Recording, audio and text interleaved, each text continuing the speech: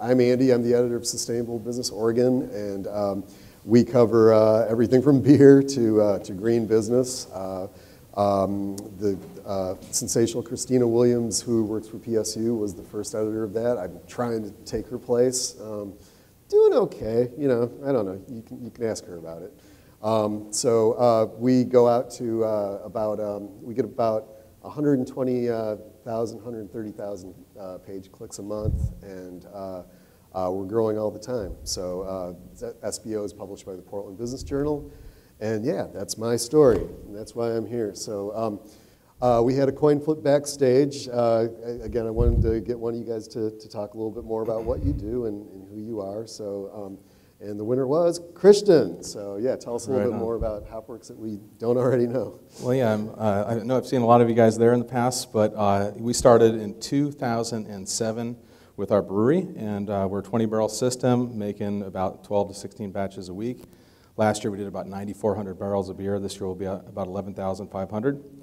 About 20% of that is actually sold on site between our two restaurants, Bike Bar. So if you look at revenue buckets, we're speaking to in a business setting here. So 2 revenue buckets. We've got the wholesale brewery and then also the 2 restaurants. And so the restaurants account for about 20% of the beer, but about 70% of the revenue. And really we started out with 45 employees, and now we have, as of today, about 115 between all the 2 operations, the 2 restaurants and the brewery. And it's been a wonderful ride, thanks to when we raised the bar originally in terms of our sustainable initiatives and having a real thoughtful business model. We attracted really thoughtful employees the first round and continuing on. And then in turn, that kind of thoughtful approach really resonated with our customers as well. So we've ended up with this wonderful family after 6 years that there's really no end in sight. And I love coming to work every day because of the obvious things like this and because I'm surrounded by great people. So that's... How many barrels did you say? We did 9,400 last year. We'll be about 11,500 this year. And that's Oregon, Washington, and Idaho, just a sprinkle in BC. And, we're doing carbon studies, kind of study just how far we can comfortably send our beer philosophically, you know. Right, but no big, wide-reaching plans for that yet. Yeah. And where 9,400 puts you about where in terms of Oregon? So there are 150 breweries in the state of Oregon. That puts us firmly at number 10. Okay. And so, top 10. Number 10 above us, I saw Brett Joyce, Rogue, somewhere in here. Mm-hmm. I think there are a couple above us, Boneyards above us, 10 Barrel, and then it gets into Ninkasi and Widmer and Red Hook and those guys. Okay, great stuff. Well, New Belgium's a little bit bigger. So yeah, Kim, give us the New Belgium story.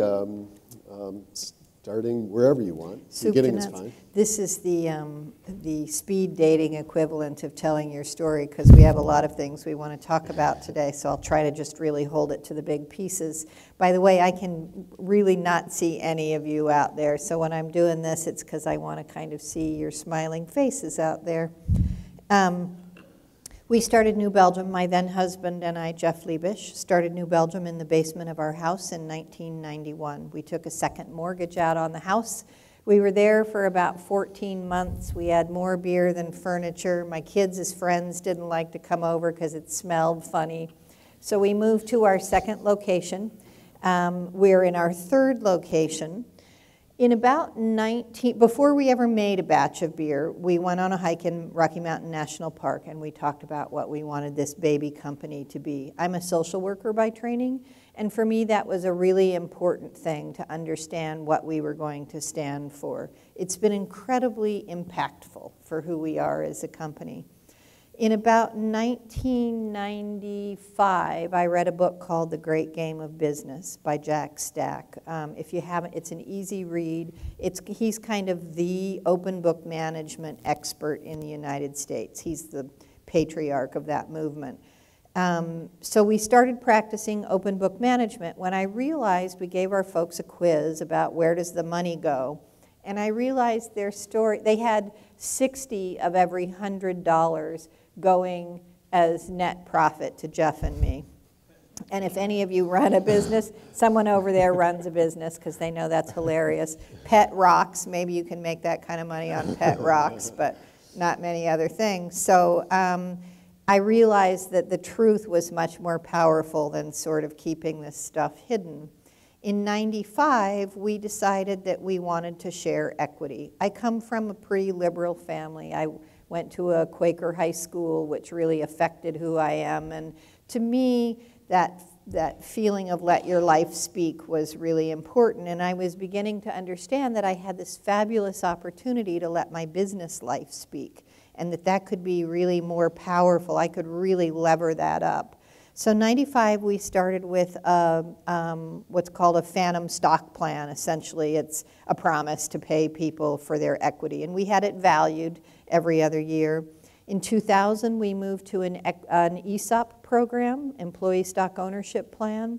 When Jeff and I got a divorce because our denominator became smaller, they owned 41% of the company. On December 28th of 2012, we sold myself, my sons, and a few management coworkers who owned some of New Belgium.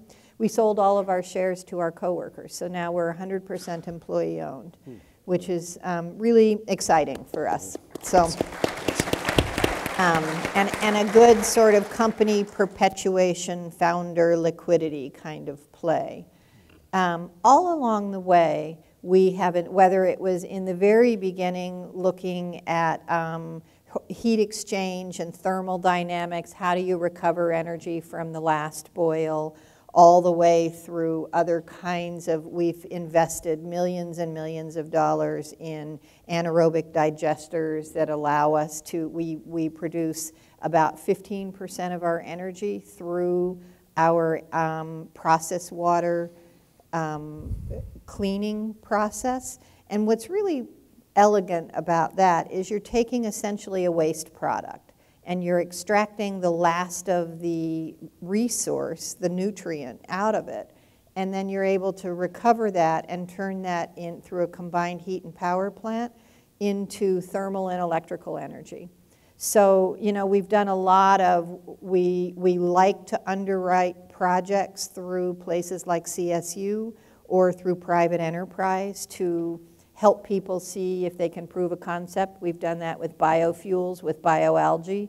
We've done it with spent grain gasification. We've done it with tilapia farming.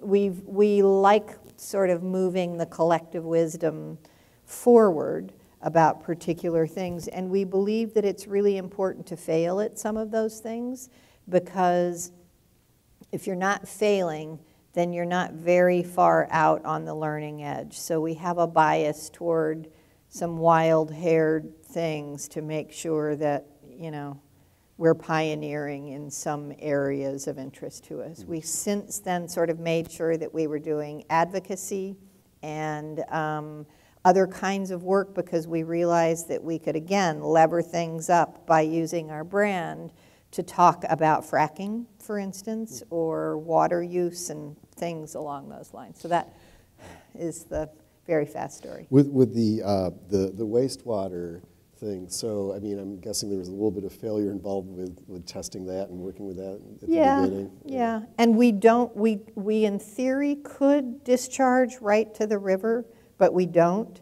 Coors discharged beer to the river in Golden, oh gosh, 18 years ago, and people still talk about it like it was yesterday. And, you know, shit happens. People make mistakes. They turn the wrong valve. They don't mean to. It's just a, you know, part of the human process, and we were just kind of, we just feel like that's too much corporate risk. So our water does not go to the river. It goes back to the process water treatment plant for the city. Okay, excellent. And Christian, kind of along the same lines, I mean, you guys are known for your organic styles. I mean, where does that come from, the desire to do that? You know, what drove you to get started in that line of natural ingredients and suppliers? Yeah, I was born in San Francisco in like 1973, and, you know, to kind of pseudo hippies, you know. I was brought home from the hospital in a VW bus, and that's when I learned to drive on. But you know, my parents moved up here in '77, and when I was a very young boy, I remember going to the Whole Food or health food store with my mom, eating spinach noodles. I didn't know what the hell a chocolate chip was for a long time. I thought carob was chocolate.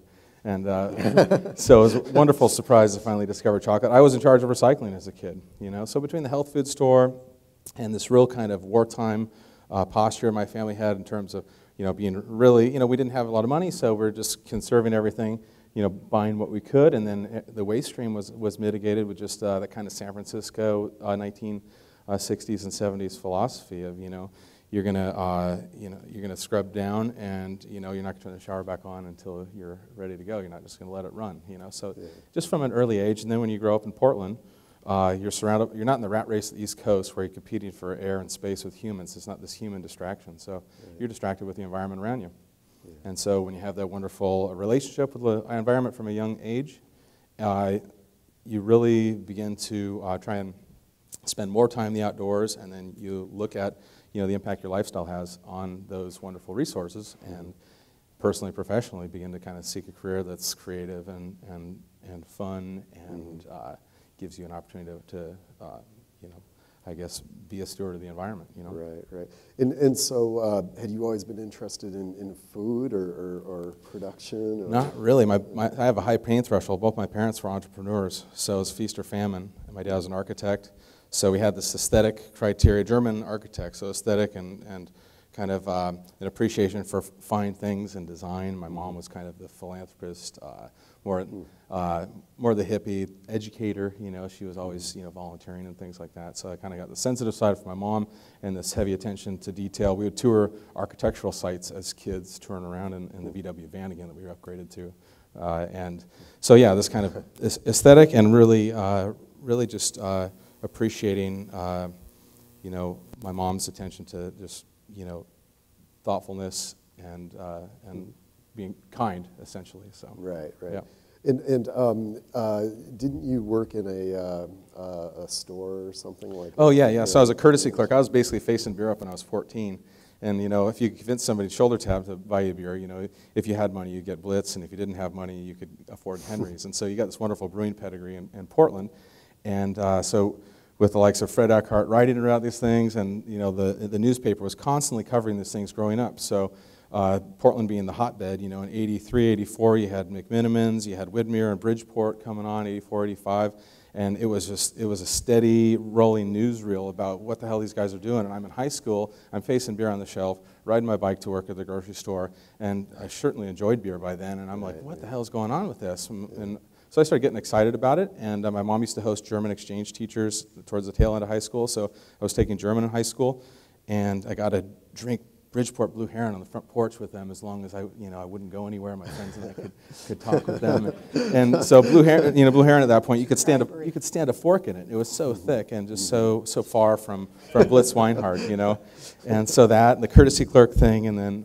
really just being a student of the Portland scene. It was so exciting. It was so creative, and this renaissance. There's great energy, and so I moved, you know, to U of O, went to business school, and when I was 18, I started homebrewing. My first summer back. 19, I did an exchange program at Cologne, Germany, home of Kolsch beer, and fell in love with this tradition. I wanted to jump back to a little bit about the ESOP thing, because that seems to work fairly well for breweries. And why is that? Is it just like a people thing, or just the structure of how you operate? Well, it worked well for us, for starters, because we've been doing that for so long. All of our coworkers participate in strategy. They can all see all of the books. Everyone knows where the money goes.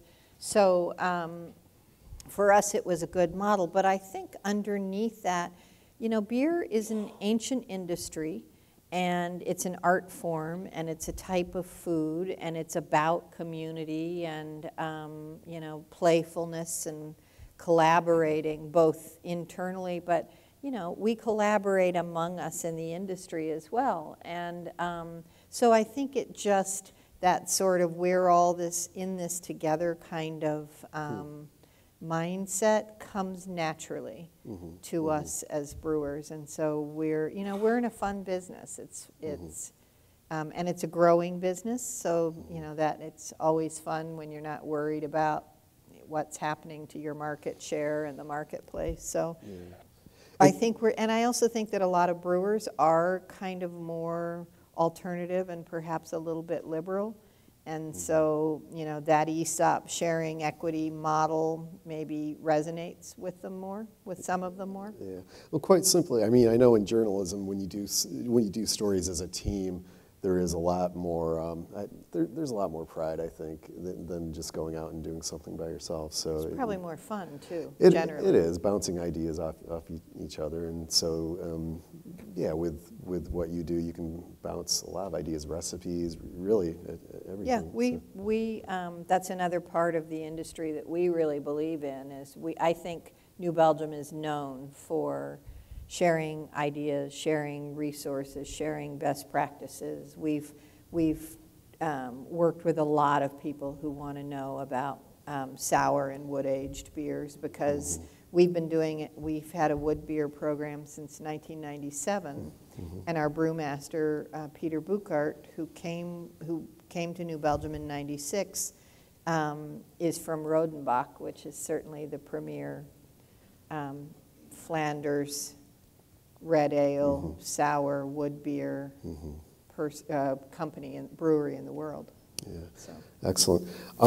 Yeah, I did want to ask both of you about how the beer industry, the craft brewing industry, has changed since the mid 1990s. I mean, you were coming of age. You know were getting started at places like Bridgeport and Laurelwood. So I mean, what's different between then and now in terms of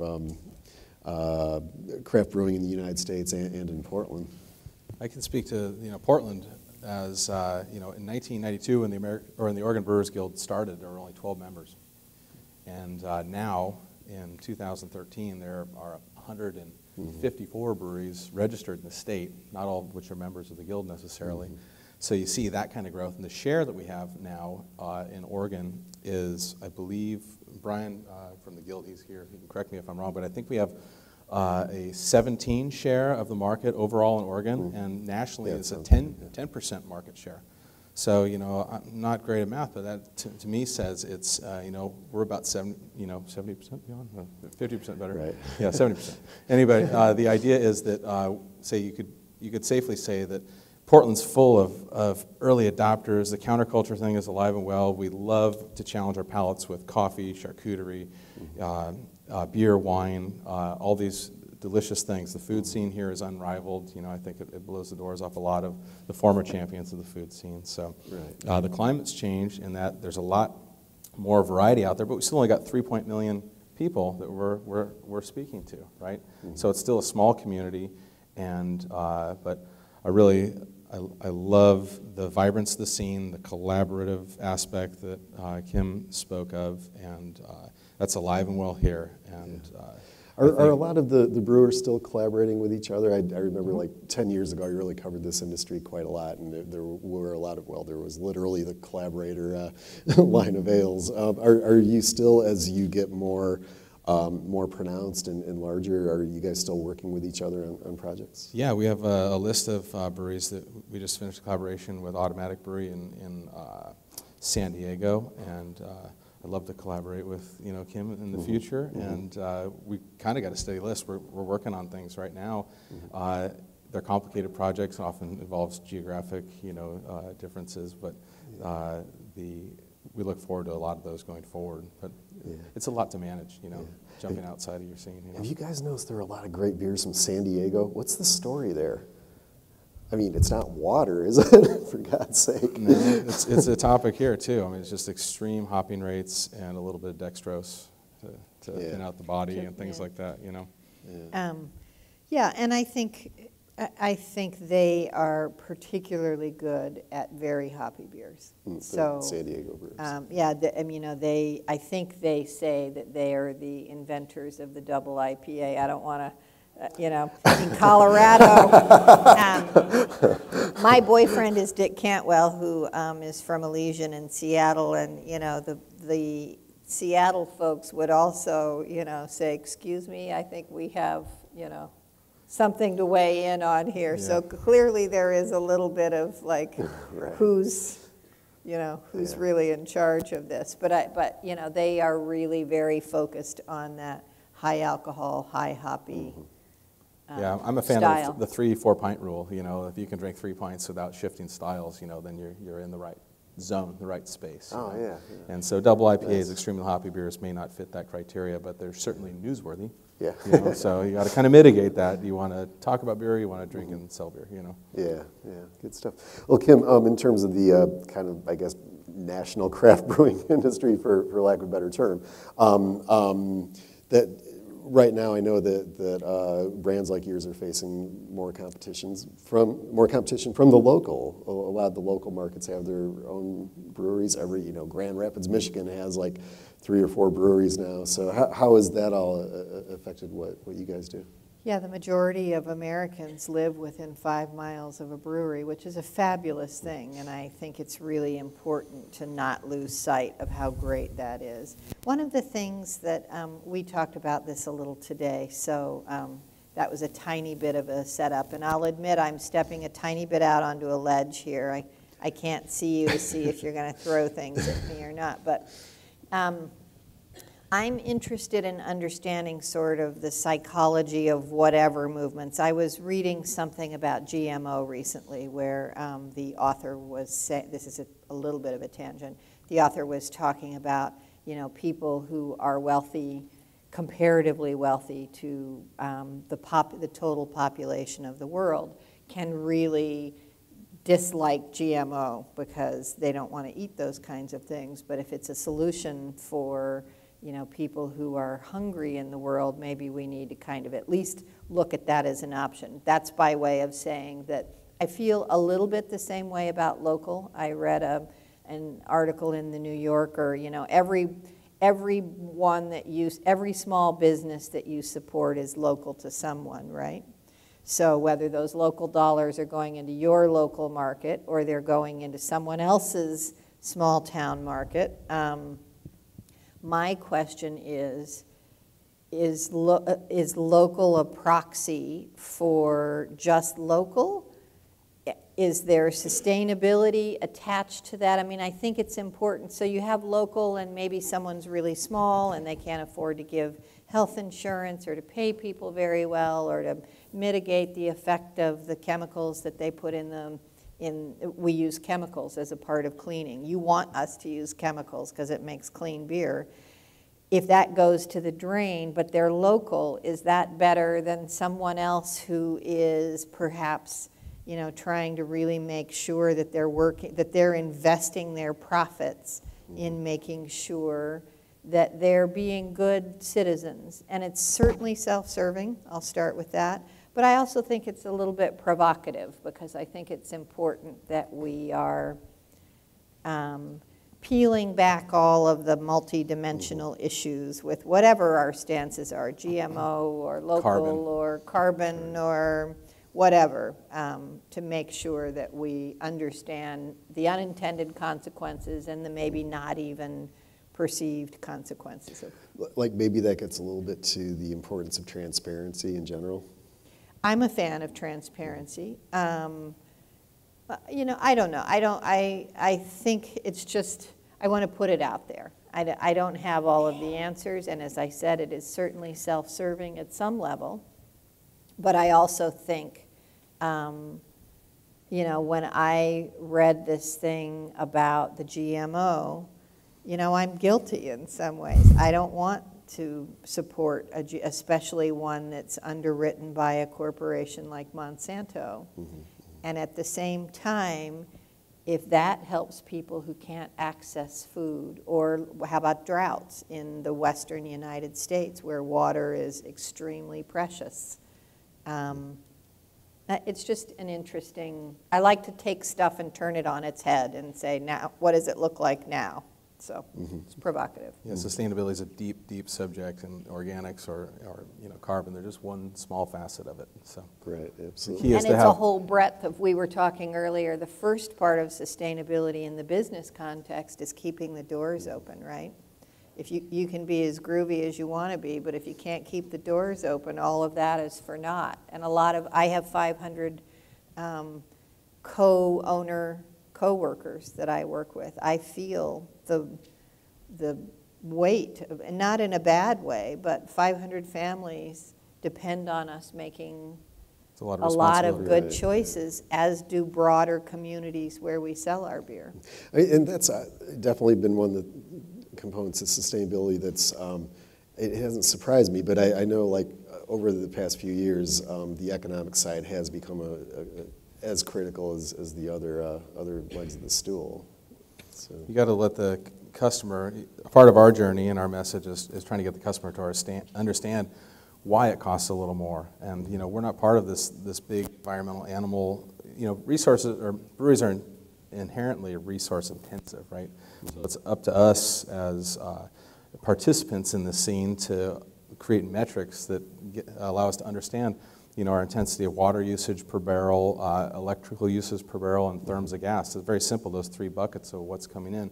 And until you baseline it, you can do it at home. You guys all have those metrics on your bills, and you can begin to chart those in an Excel spreadsheet and compare your activity year over year or month over month based on what's happening with your heater or your air conditioner, or you get a new TV, and you can see where the sting is there. But the transparency, I was just on Kim's website today, wonderful, wonderful sustainability section, very transparent and very inspirational for me.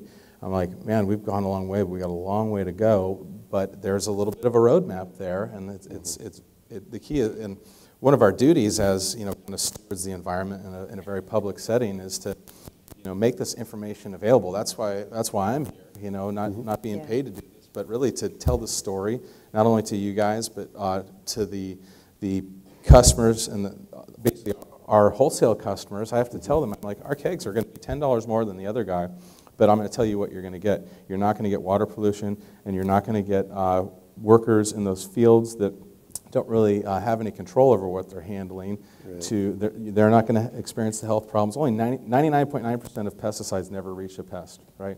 So where the hell does the rest of it go? Yeah. So it's my job to tell the story, get them to charge an extra quarter a pint for my beer, which makes if they charge that extra quarter, there's $26 per keg of my beer extra for them if they can just put that organic on the menu and just have a quick conversation with somebody to tell the story. And then it works all day, every day, and there's no environmental cleanup. There's no need for fracking. You go down the line, and so baseline for business, everybody can do it. You're all getting those bills. Just log it and understand it, and try and make those incremental changes. And you know, we're very transparent. We just put our first sustainability report out there. Nate Young, our sustainability coordinator, he wasn't able to be here tonight, but we just now, for the first time after 6 years, know what the hell we're doing, what we're responsible for. You go through efficiency initiatives to minimize those things, and then what you can't do with efficiencies, you invest in credit programs to help to sequester carbon that you're responsible for emitting, and get yourself involved with wind power and things of that nature. And, you know, Bonneville Environmental Foundation has a water credit program too, so we can keep water in the chutes, river tributaries, and help to lift the level of the spawning grounds for these native species. So excellent. All these things you can do. Sorry, that was a long response. No, that's okay. I was that sustainability report, you'll be reading about that soon in Sustainable Business Oregon. I didn't know about that, so you're seeing the news as it happens. So I wanted to ask both of you too, the point about talking to the wholesalers, are they starting to get it? Do they understand why they have to pay a little bit more, or are they buying in? It's an uphill battle, but yeah. Well, one of the things, I'm going to obtusely answer that. One of the things that we try to do, both, you know, when we are the beer sponsor for something or when we're working with distributors on something, is to be very transparent, to say, this is what we did, this is where we found the most leverage, these are the metrics that we used. We do a lot, I think we're known for that in the industry as well, because, you know, just sort of admitting that none of us is there, that we have a lot of room to improve, but here's where we are now is really helpful. We have some distributors who are really into it, and some distributors, you know, who, it's a different industry, shall we say, than the craft beer industry, and they look at us like, you know, sure. From Mars, yeah. Right. Yeah. Hippies. Hippies, the hippies are here. Yeah. So. Is that universal, like nationwide? Are there distributors like that everywhere, or is it just in? Oh, there are distributors. Alabama. We're not even in Alabama. So, No, there are distributors like that everywhere. Once we didn't choose this distributor, and he said to my coworkers, "I want to talk to that lady boss." Who's that lady boss? So, you know, it's a different. They're older. They tend to be in their communities, kind of the community version of big man on campus in some ways. And it's a different, you know, but I think they're evolving. Some of them have kids who are getting into the business, and it's, you know, this is a past our lifetime kind of process. Yeah. Right. And if you lose sight of that, you can be discouraged. It's the Native American model, right? So if anybody's got kids or whatever, kind of understands that the legacy you leave, you want to, you know, leave a better environment, better situation, you know, physically and culturally than what you received when you came into the industry or into this world. So I got 2 little kids, 5 and 8, and if they don't want, you know, if they want to get in the brewery, cool. There's a great message there and a great legacy that I want to leave to them, or to if we have an ESOP eventually, you know, that I want to leave them with the tools and to go ahead and continue to be conservative, have that wartime mentality, you know, really minimize what's coming in, minimize what's going out, take every opportunity to conserve limited resources. Good. What about like the distributors around here? Are they? Well, they're actually, they're pretty astute. They're all eager. They want points of differentiation. They want a selling point, right?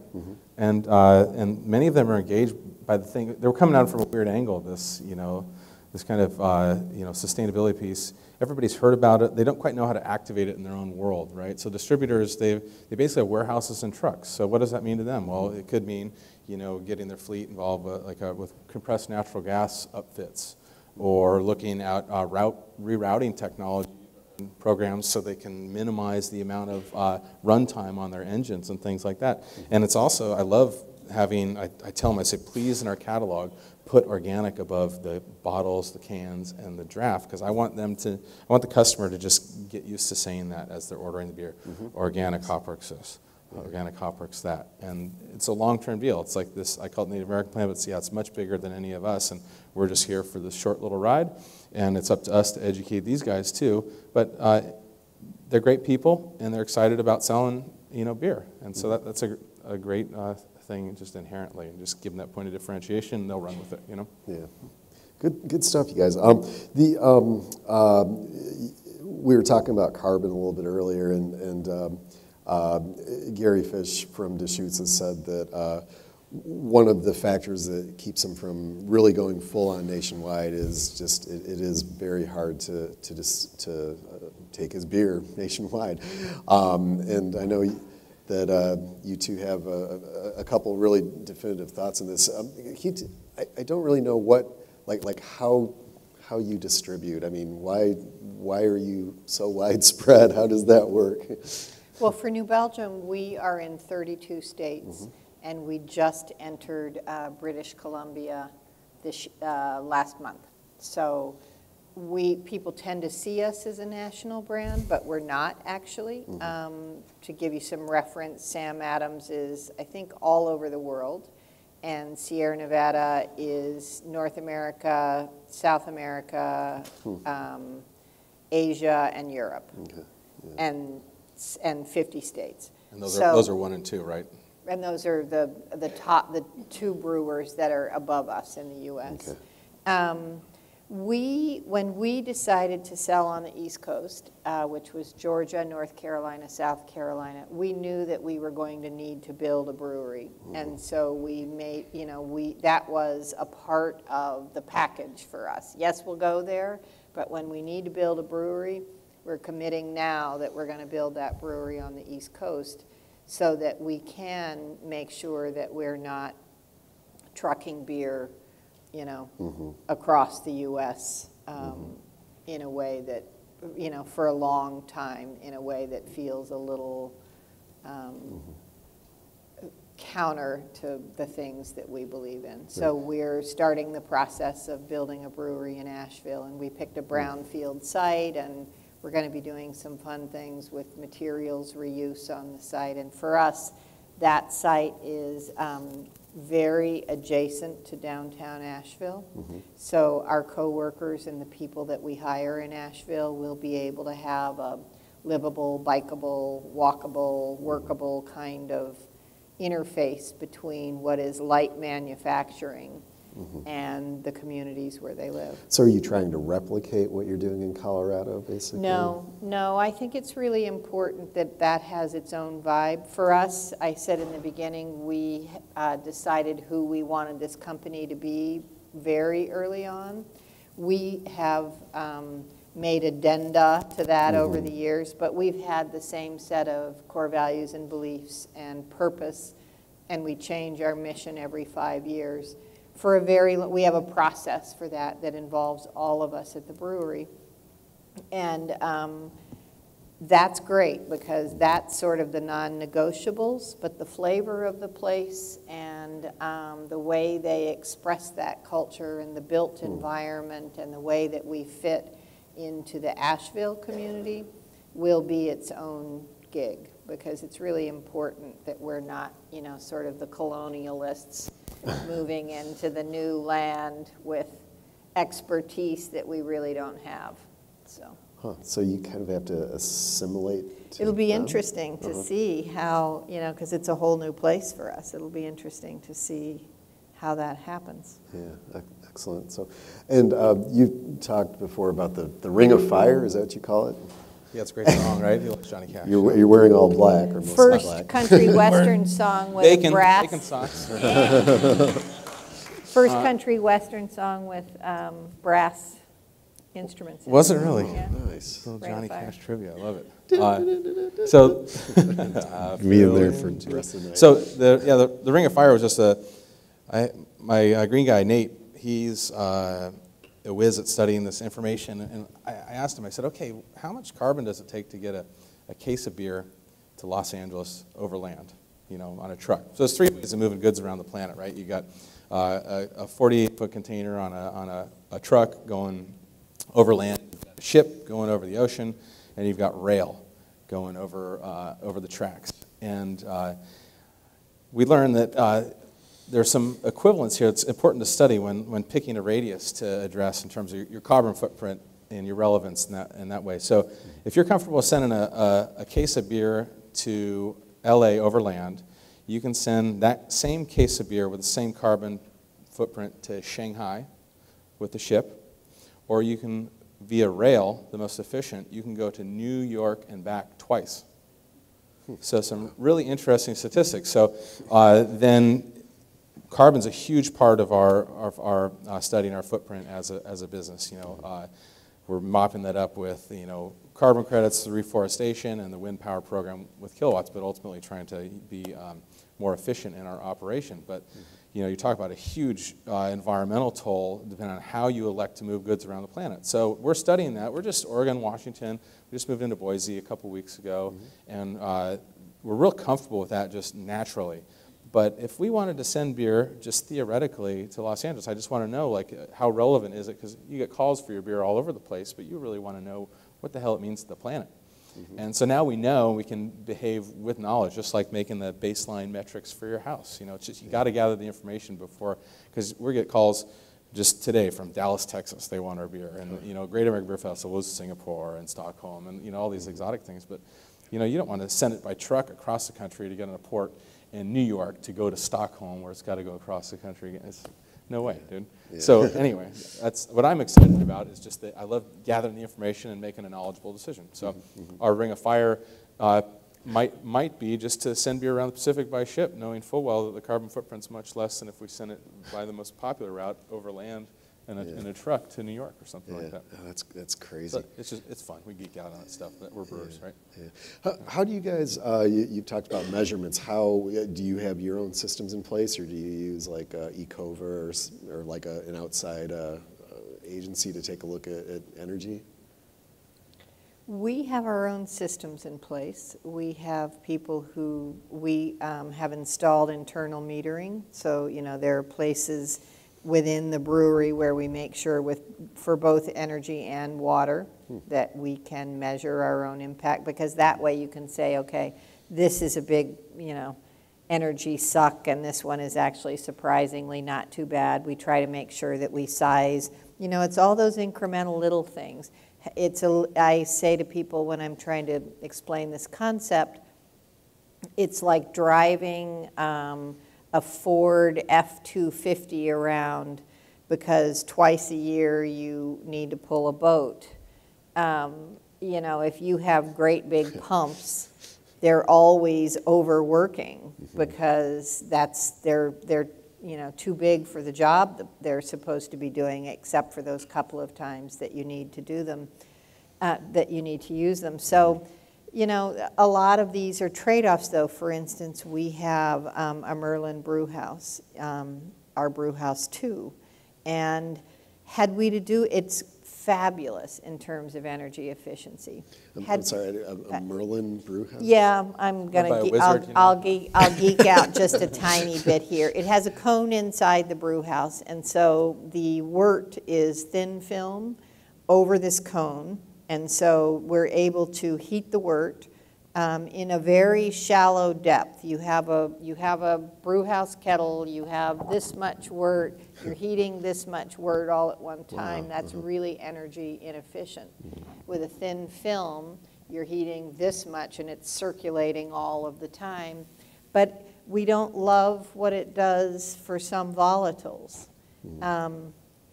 Kind of the train is the same thing. A train would be great, except they are not yet all that well dialed in, and they lose product in those trains surprisingly often. So there you've got this beer that's a delicate food product.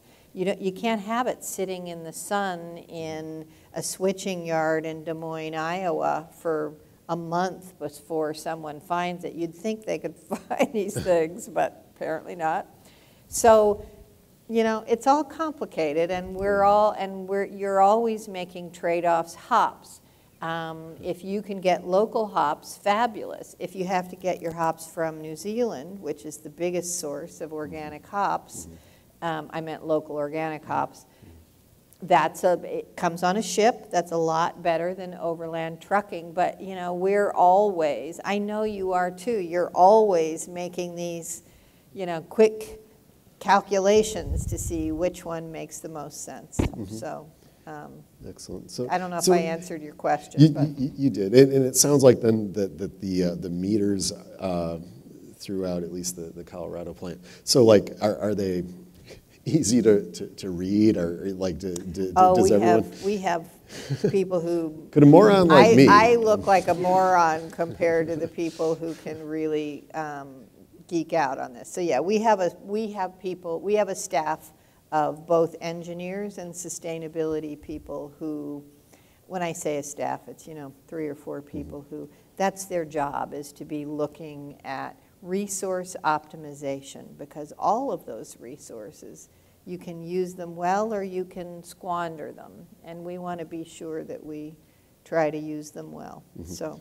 Excellent. And at Hopworks, do all of the workers there know to look at the kilowatts and No, I mean, we mine that information, and then we try and install energy efficient appliances. So, I mean, you have the first battle is in construction. Like, we kind of broke up our sustainable initiatives into construction and operation. So buildings use 70% of the nation's energy resources. So where better to look than the facilities that you occupy, whether it's your house or your business.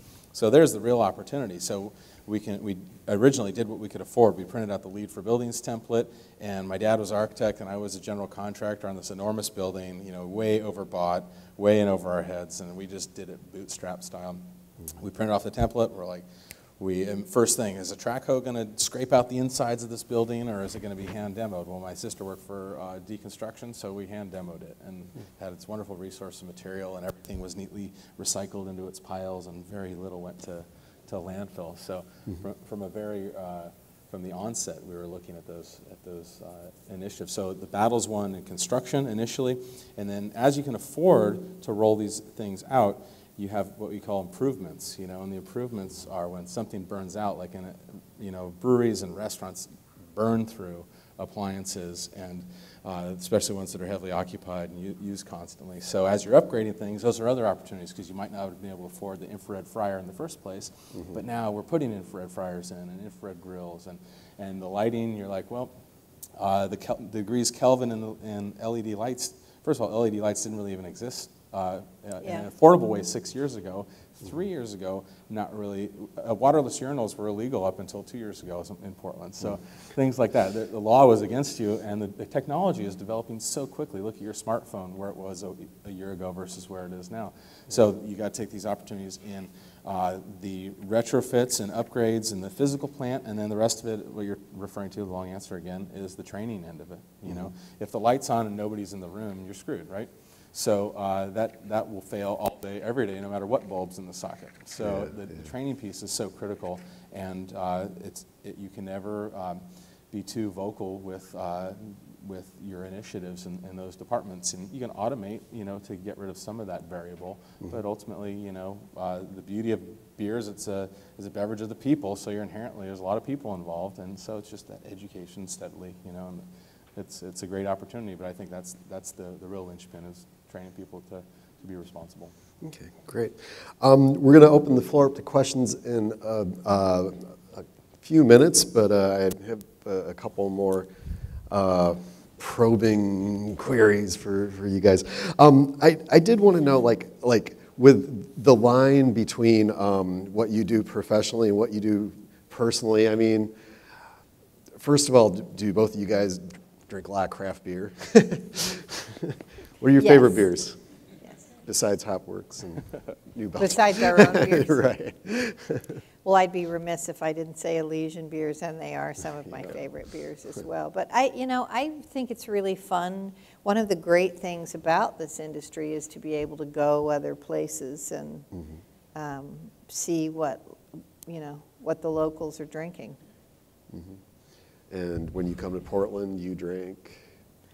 I had both a Burnside and I'm sorry, I can't remember. It was a brown ale with a lot of hops. Breakside? Don't they have a? Oakshire? Oakshire, yeah. Sorry. That's all right. If you're out there, took me a minute, but I got there. My advanced age and all that beer drinking. I had my mind blown this week. Went over to Commons for a fundraiser for a friend, and their urban farmhouse. Yeah. Unbelievable. Oh, that stuff is outrageous. It's delicious, and Ninkasi got a gold medal for their Pilsner. So outside of the normal zone of hoppy, delicious ales, they killed it with this Bohemian Pilsner. Had that the other night. Yeah. So I'm all over the map, and I like drinking all over the globe and all over the style range. And I love, for me, I was just in Chico on Saturday and then Denver the weekend before, and I just am a student of it. I just see I drive I drive my friends that I'm with crazy because I'm like, no, we're walking. We're going to do 10 miles, and I got this all charted out. And I want to see all this stuff because you never have an opportunity like this. The walking We're here once mitigates a all year. the beer drinking. Oh, yeah. Well, 250 calories a serving. You got to understand that, right? Yeah. And so, do we drink a lot of beer? Yeah, I drink a lot of beer, but I also understand that there's a balancing act, right? So your lifestyle, if you're going to dive deep into beer, well, carve out some of those other starches that you're having in your diet. So that's how you balance it. So it's part of a balanced diet, right, Tony the Tiger? Absolutely. It's got yes, it is. It's a wonderful part of life. You're better off for drinking wonderful, delicious beer and enjoying the finer things in life than if you don't. You'd be miserable, right. Yeah. So. You'll live a long life, and it will feel like it too. Yeah. If you don't do that. Yeah. Drink local, but drink everything. Study it, and come up with your own favorites, and ultimately, the wonderful thing is when you discover something, you turn people on to that. That's a great thing because you're getting together with your friends in a way, in a time that maybe wouldn't have happened otherwise, and you're celebrating life, and that's what beer helps you do. Better beer brings better time and brings people together, and that's what attracted me to this whole thing. It's just it's social gravity, It's extremely traditional, extremely creative, extremely scientific, and there's no right answer, and that's a lifelong journey to get from where you are making the kind of beer you're making today versus the kind of beer in your mind you want to be making you know, by the time you die. You know, that's what I'm shooting for, is this perfect pint somewhere, you know, and maybe we'll get there, you know. Yeah, that's But I noble. think you were asking about personal practices as well as beer. Yeah, And for me, I live in a house that I produce about 2 more months of energy than I use in a year. And, you know, also have, so that's my photovoltaic electric panels. Awesome. And have radiant floor with thermal solar panels for hot water. My big sin is traveling, because I fly around to speak about this, and I also have a 2-city relationship, and that's a tough thing, but I also try to make sure that I'm, you know, when I'm home, I'm biking instead of using my car. I live very close to where I work, so I keep my miles when I'm home to a pretty limited amount, and I'm very literal about that, trying to be sure that, you know, the impact I have is not wildly heavy. So. Excellent, excellent. I just have one more question. If you want to, there are microphones in the aisle, I believe. There you are. There they are. Yeah, great. Just like super quickly, because a lot of people want to get into either the beer or the sustainability realm. What advice do you have for these guys? Spill. Not the beer, your wisdom. I think that, yeah, just for me, I'm so excited about the low-hanging fruit that's out there. Like, we're just surrounded by this bounty of opportunity for sustainability. I'll speak to the sustainability end, because I think that that's probably a little more universally appropriate than just talking about, you know, a career in beer. But whether it's at home, in your office, or, you know, wherever you are in your lifestyle, your travel behavior, you're confronted with a multitude of decisions every day, and every decision has, you know, good, better, best. And I drive myself crazy. I drive the people around me crazy, because I'm always like, how can we get to best, you know, and not blow the budget, right? But there's a way to get there. And so the bootstrap thing is, for me, where it's at, just a real thoughtful approach to sustainability. And it's just as simple as turning the light off when you leave the room and thinking about that. I go through my upstairs floor every day when I take the kids to school, and I turn off all their lights and just ramp it down. That's a dad thing. I think dads across the world are in charge of who left the light on. So, yeah, I can tell. Whoever signs the front of the check. Yeah, well, you got thermostat settings, you got light bulbs, and really, you know, your travel behavior are the really easy things. You know, I got a little TDI, it gets like 42 on the freeway and whatever, and I think I've driven, this is month 10, right? So I think I've driven like 3,800 miles this year on my car, and, you know, bike and motorcycle as much as I can, just because I love 2 wheels. But, you know, again, low-hanging fruit is everywhere, everywhere. Nice. Do you agree? Well, yeah, I think, you know, conservation is the first rung on the ladder. And in the context of this, I think we're talking about, you know, people who are interested in the impact that they have in the world.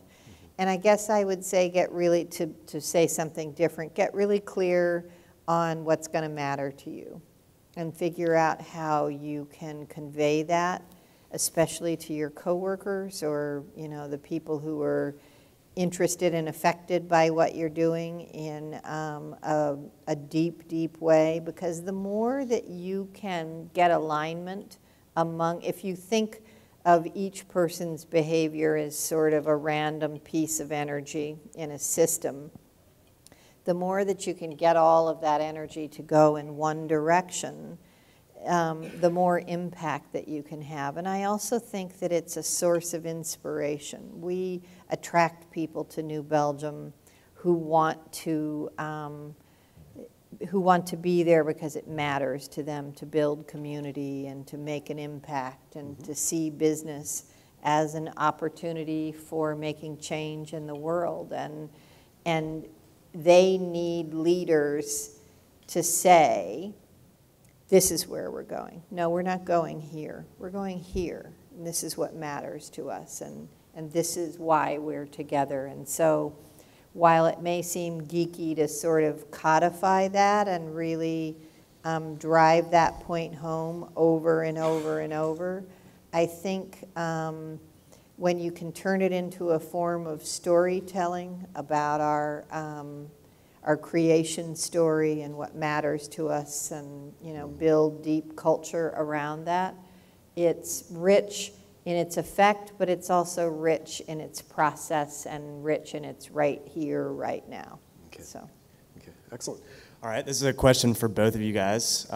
Being a pretty large regional craft brewery and a very large brew pub with a considerable amount of clout in the hop industry, can you describe the future state of the hop industry? That's the first question. Cluster. No, that's the name. And the second question is, how sustainable is the ever-increasing demand for aroma varieties with the proliferation of craft breweries here in the U.S., and also the increasing demand from abroad, and also the increasing demand from crafty macrobreweries? It's a lot. Yeah. In Well, how many minutes do we have? Yeah. Well, I mean, I think, is Pat Levy, are you here? Yes. Hop farmer, where? There's the wonderful hop farmer, Pat Levy, a big organic grower down in the valley. We're basically in the land of contracts. Like, you got to now, all of a sudden, with all the new openings, they're all buying on the spot market. So it is ever more important to kind of secure your future with good, reasonable projections, and everybody benefits from that, because Pat can plant the right amount of hops that we need, and he's not caught. We're not caught short, and he's not long, and you end up in a situation now that we really didn't see when I first got into this. I've been making beer professionally, I guess they're 18 or 19 years now, and it used to be you just call up the brokers, get whatever you want all day, every day, and now it's there are what, 2,500 breweries in the country now? There were 2,400 in March and 2,700 in August. And another, that's 3 a day. yeah, 3 a day. And then how many more are going to start next? It's like next year? Now? Yeah.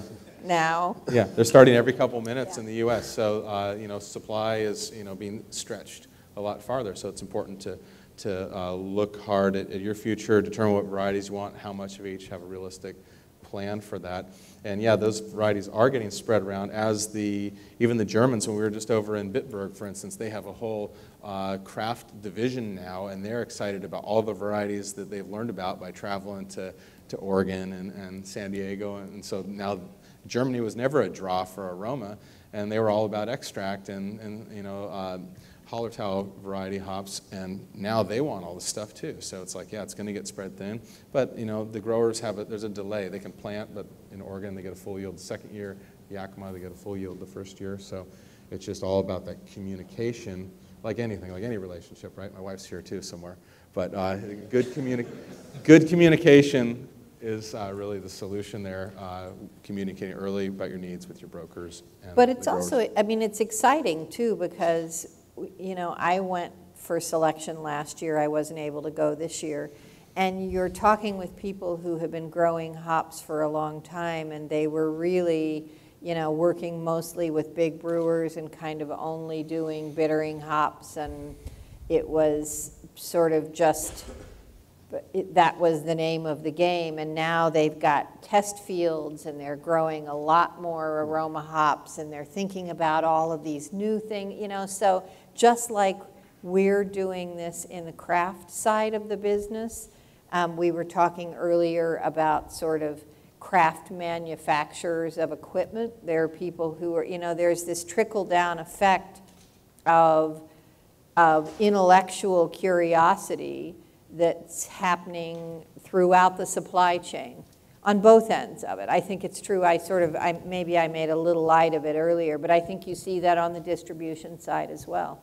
So there's a lot of options out there for people, and it'll all shake out eventually, just how it does. But it can be a challenge. I kind of see it. It's going to peak, and then it'll clean out in a couple years, where the market will will level, but the growers have a challenge, and supply side is certainly a challenge right now. And I think because of the collaborative, I mean, I think that's an area where brewers have really risen to the occasion with their fellow brewers to say, you know, I have Citra I want to sell, or I want to buy Amarillo, or whatever the situation is. You know, there's a lot of brewery to brewery horse trading that goes on, and friendships that are made as a part of that. It's not going to be, you know, it's not easy, though.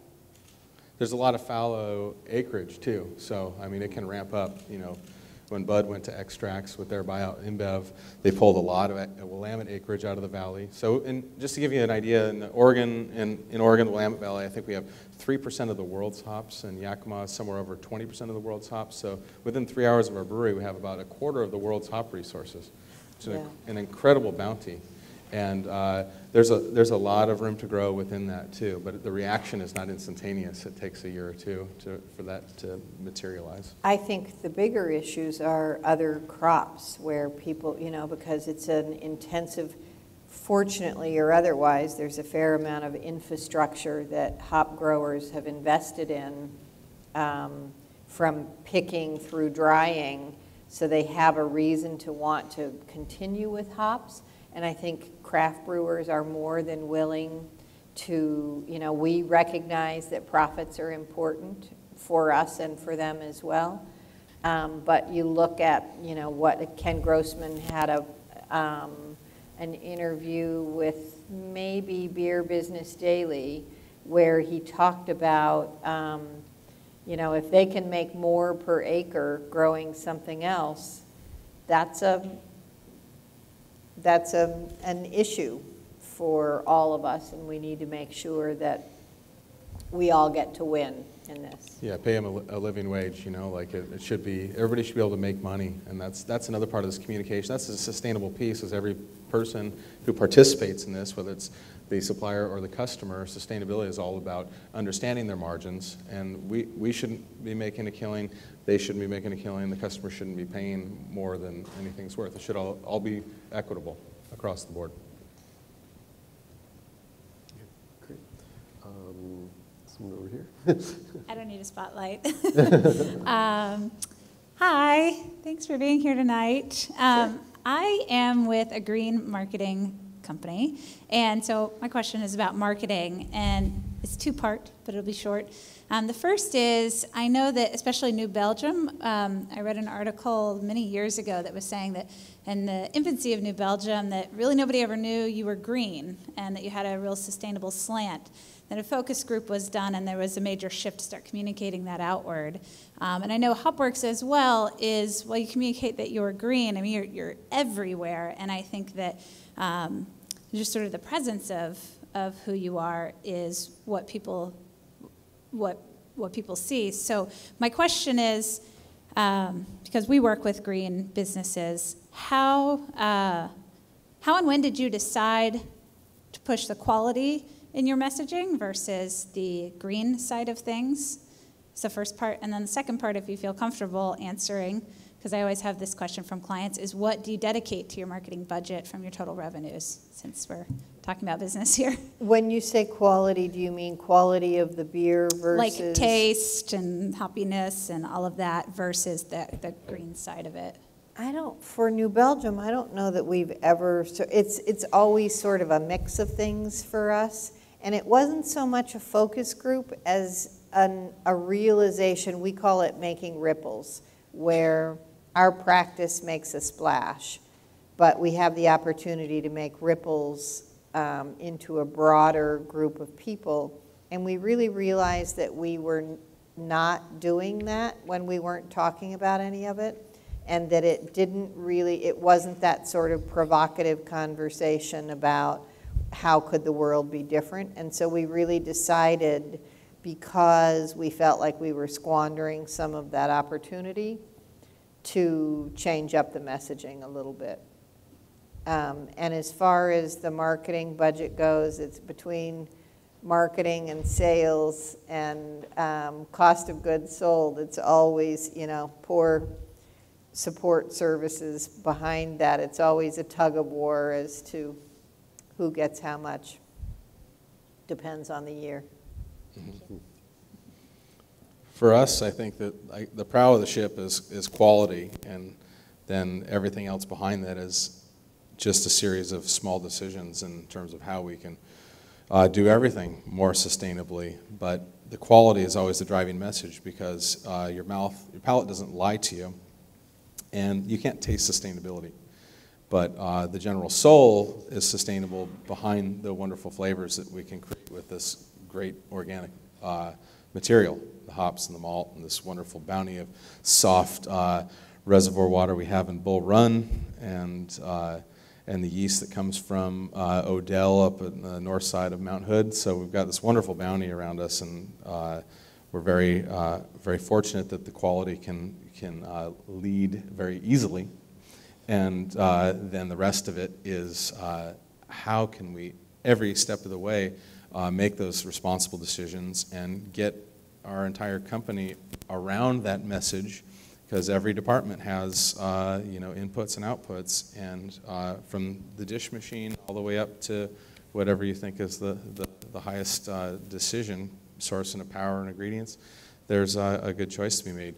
But we always walk softly and carry a big stick. So the idea is I feel comfortable when I go to bed at night that I've done what I could, and the message on our can is do what you can. It's a call to action that really is timely and timeless. So, but we lead with quality and follow with sustainability, and we don't beat people over the head with it. We just like things like this, just not systematically, but just over time, you talk about it, and hopefully people start to kind of apply some of these things, or some of the things are inappropriate, or some of the things are appropriate to their life, but it's just baby steps in this long journey that Kim was talking about that is the lifespan. That this industry is much bigger than any of us or any of our companies.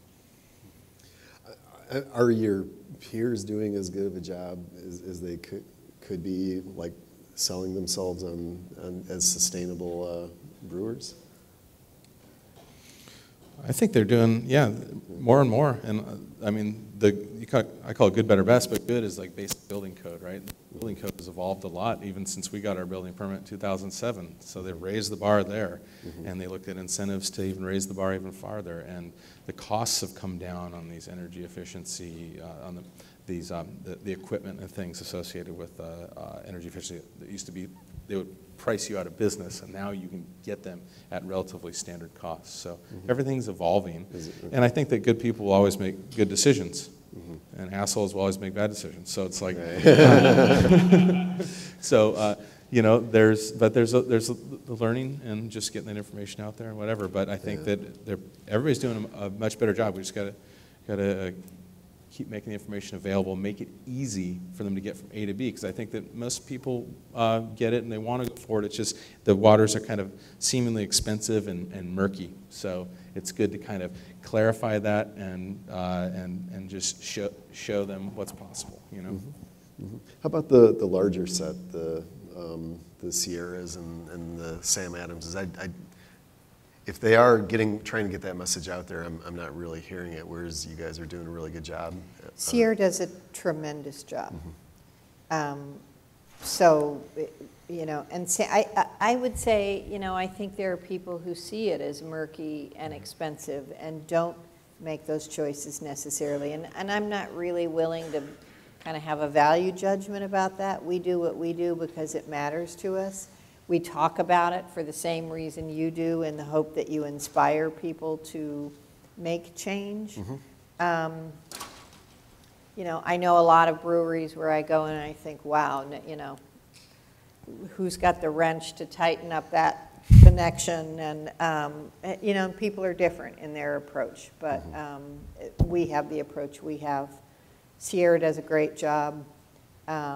When you get to be as big as Sam Adams, there's more of a business case, because you're talking serious money in, energy, or, it's all relative, of course, but it's a lot of money. I also think the way that you capitalize your company, if you're a publicly traded company, you maybe have different, as Sam Adams is, you maybe have different emphasis in terms of your metrics than another company. Sure, would. sure. So. Okay, excellent. We probably have time for one more after this one. I'm a home brewer as well as a hobby hop farmer, I would say. And I know you guys are kind of at a larger scale, but I'm really interested in a smaller scale, tighter connection between supplies and ingredients and the actual brewing process. I like the craft from start to finish, which includes like looking at, your base ingredients. And I'm just wondering, I guess, do you see an opportunity for that to enter into the realm of this industry? Because that's where I'm interested, is having both like hops and a brewery at the same time. And, why isn't there more of it? I mean, I kind of know like Heater Allen borders that almost, but not quite. And what are your thoughts on kind of closing the gaps that we can easily in this region in terms of, end product and kind of cradle to grave with the ingredients?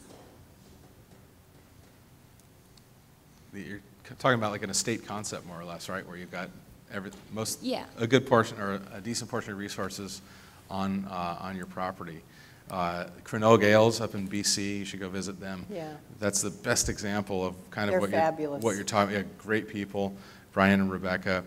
They basically grow most or all of their hops on site, and they've got a full working farm there where all the waste products off the farm go to feed their pigs, which they slaughter and sell in their own shop, and they only distribute their beer within arm's length of the brewery. And it is the coolest example of what you're talking about. It's like the ultimate. They've been doing it for a long time, but it's definitely worth a study. But yeah, the more you can integrate, the better. There's economy in it.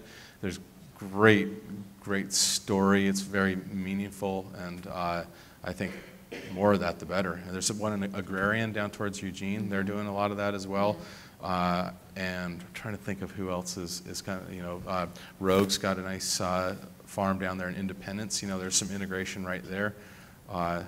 There's a lot of examples of that. You'll find that, your supply may dictate how much you make a year. If you're totally committed to that, you always need to mitigate it somehow. From people like Pat about hops. There's somebody right here who can help bridge the gap. But it's a great idea. I love it. Yeah, I mean, it's just a question because I think this industry is really flooded, and it's hard to find your edge. You have to find an edge at some point, and I think that a level of sustainability can be reached so much more. Oh, yeah. What was the brewery in BC that you said? Cranogue, Crannog, Cranogue Ales. Thank you. Cheers. Great. You get the captain's seat here. So I just had a question about your facilities. As you were both sort of going through the process of expanding New Belgium to the East Coast and Hopworks on site as you kind of grow the PAL location, what are some of the sort of new and interesting sustainability features that are going into new facilities that you may not have been able to put in your initial facility? Second part of that question is, if you're a new brewery opening up and you're putting in a 7-barrel system, what are 3 kind of key sustainability features or initiatives that you could implement as you open up your first facility? Are you speaking about in this climate? Yes, sure. Because one of the things I notice is in Colorado, we have a real focus on the thermal envelope of the building because it gets really cold and it gets pretty hot. And so we want to be sure that we're able to have air-to-air heat exchange as well as a really tight building. But that would be less so in a more temperate climate like this. So, it varies climate to climate. But I think for me, thermal heat exchange, which is pretty common in breweries, but you can include that in more places. When New Belgium started, we had a trash can with a copper heating coil through it, and the exhaust from the stack from the brew kettle went up through the middle of the trash can, and it was a very rudimentary form of heat exchange. But that was in addition to the more traditional heat exchange from the end of at the transfer between the end of the brew house and into fermentation, which is a very common one. That's low hanging fruit. But the second one, kettle heat exchange is another one.